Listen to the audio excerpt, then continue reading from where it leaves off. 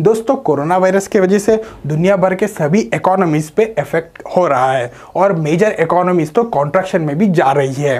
तो सवाल ये उठता है कि बांग्लादेश की जीडीपी कैसा परफॉर्म कर रही है।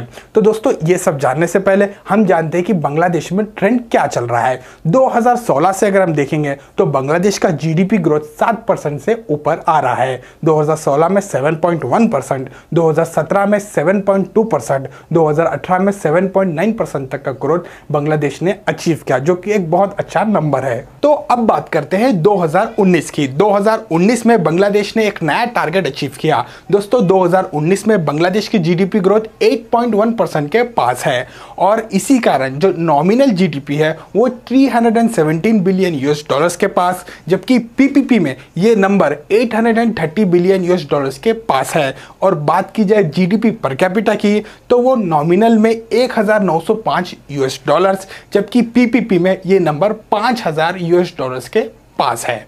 दोस्तों यहाँ तक सब ठीक चल रहा था बांग्लादेश के लिए और दुनिया के लिए भी ठीक ही था। कुछ कंट्रीज बहुत अच्छा परफॉर्म कर रहे थे तो कुछ कंट्रीज ऐसा वैसा करके अपना गुजारा कर रहे थे। लेकिन दोस्तों फिर आता है फिस्कल ईयर 2020, जिसमें आता है कोरोना वायरस और इसने दोस्तों पूरी दुनिया को हिला के रख दिया। जो ग्लोबल सप्लाई चेन है उसको बहुत बुरा धक्का पहुंचाया, जिसकी वजह से सारे कंट्रीज के जो एक्सपोर्ट्स थे उस पर इफेक्ट गिरा, जिसके कारण जो इंडस्ट्रियल आउटपुट था उस पर इफेक्ट गिरा और जीडीपी ग्रोथ दोस्तों डिक्लाइन होना स्टार्ट हो गई।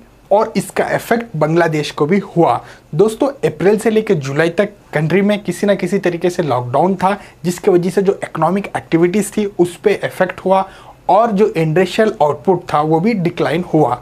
लेकिन अच्छी बात यह है कि बांग्लादेश ने अपनी कंट्री को पूरी तरीके से लॉक नहीं किया। कुछ सेक्टर्स को रेस्ट्रिक्शंस के साथ अनुमति दी गई काम करने के लिए, जिसकी वजह से इकोनॉमिक एक्टिविटी कुछ हद तक चालू थी और उसका परिणाम देखने को मिला।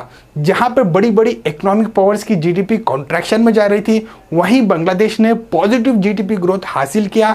दोस्तों 2020 के फिस्कल ईयर में बांग्लादेश का जीडीपी ग्रोथ 5.2% था। जी हाँ, अगर प्रीवियस डाटा को देखेंगे तो ये नंबर कम है, लेकिन हम 2020 को ध्यान में रखेंगे, हम कोरोना वायरस को ध्यान में रखेंगे तो ये नंबर बहुत सही है। दोस्तों अगर हम बांग्लादेश की जीडीपी को सेक्टर वाइज देखेंगे तो एग्रीकल्चर का कंट्रीब्यूशन 14% के पास होगा, इंडस्ट्रियल सेक्टर का कंट्रीब्यूशन 33% के पास और सर्विसेज का कंट्रीब्यूशन 52% के पास होगा। और दोस्तों इसको हम लास्ट फिस्कल ईयर से और इस फिस्कल ईयर को कंपेयर करेंगे तो हमको क्लियरली डिफरेंस दिखाई देगा।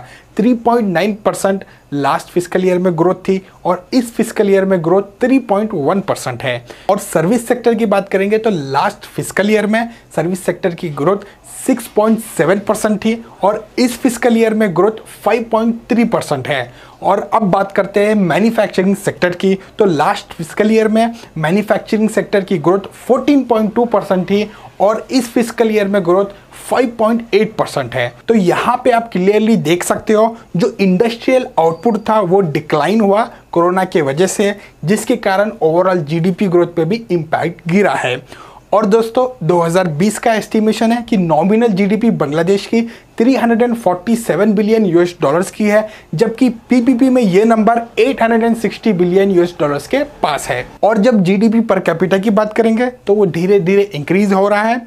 2019 के फिस्कल ईयर से 2020 का अगर हम देखेंगे तो 155 यूएस डॉलर्स की एडिशन हुई है और 2020 का nominal GDP per capita 2060 US dollars के पास है, जबकि पीपीपी में ये नंबर 5450 यूएस डॉलर्स के पास है। तो दोस्तों यहाँ पे अभी बहुत कमेंट्स हमको देखने को मिल रहे हैं और कुछ यूट्यूबर्स भी है जो इस पे बात कर रहे हैं। सवाल ये पूछा जा रहा है कि क्या इंडिया का जीडीपी पर कैपिटा अभी कम हो गया है बांग्लादेश का? क्या बांग्लादेश ने इंडिया को ओवरटेक कर लिया है इस फिस्कल ईयर में? तो आइए इसके बारे में भी जानते हैं। तो सबसे पहले बात करेंगे 2019 की। तो इस ईयर में हमारा GDP per capita 2171 US dollars के पास है, जबकि बांग्लादेश का GDP per capita 1905 US dollars के पास है। और 2020 में ऐसा हुआ कि बांग्लादेश का जो जीडीपी पर कैपिटा है उसमें एडिशन हुई और ये 2000 के ऊपर चला गया, जबकि हमारा जीडीपी पर कैपिटा कॉन्ट्रैक्शन में जाएगा, क्योंकि हमारी ओवरऑल जीडीपी भी कॉन्ट्रैक्शन में जा रही है। तो दोस्तों बात ऐसी है कि 2019 में सिचुएशन ऐसी थी, तो 2020 में ऐसा आई, लेकिन हमारा कॉन्ट्रैक्शन में जा रहा है। इसी कारण पूरे चांसेस है कि बांग्लादेश का nominal GDP per capita India को ओवरटेक कर लेगा 2020 में। अब ये दोस्तों 3-4 साल में होना था, क्योंकि हमारी जीडीपी ग्रोथ स्लो हो गई थी बांग्लादेश से, और पॉपुलेशन ग्रोथ दोनों का ऑलमोस्ट सिमिलर था। तो ऐसा पूरा चांस था कि 2023 या 24 तक ऐसा हो, लेकिन इस पैंडेमिक की वजह से सिचुएशन बदल गई है और पूरे चांसेस है कि बांग्लादेश का nominal GDP per capita India को ओवरटेक कर ले। दोस्तों अब देखते हैं एक्सपोर्ट्स की क्या सिचुएशन है। 2019 का total export 38 billion US dollars के पास है। अगर हम प्रीवियस फिस्कल ईयर से देखेंगे तो ये नंबर कम है, लेकिन दोस्तों 2019 के लास्ट क्वार्टर में ही जो है पैंडेमिक का इम्पैक्ट दिखने लगा और एक्सपोर्ट्स दोस्तों उसके वजह से डिक्लाइन हुए हैं।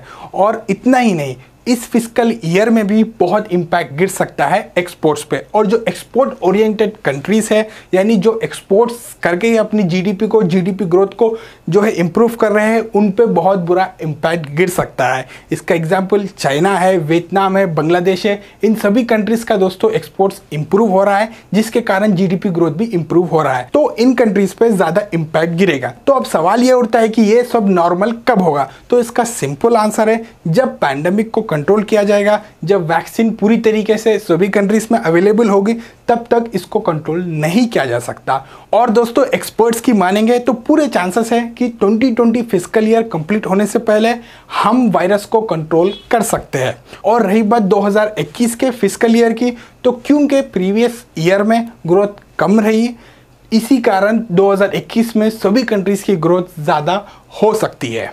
दोस्तों अगर कोई कंट्री इंपोर्ट कम करती है तो फॉरेन रिजर्व्स बच जाते हैं, और बांग्लादेश का भी ऐसा ही हुआ। धीरे धीरे इंपोर्ट कम होने से फॉरेन रिजर्व्स भी बढ़ते गए, और दोस्तों रेमिटेंस ने भी हेल्प किया, जिस कारण बांग्लादेश का total foreign reserve 39 billion US dollars को क्रॉस कर चुका है। और सेल्फ डिक्लेयर्ड एशियन टाइगर से कंपेयर किया जाएगा तो 3 गुना ज़्यादा है।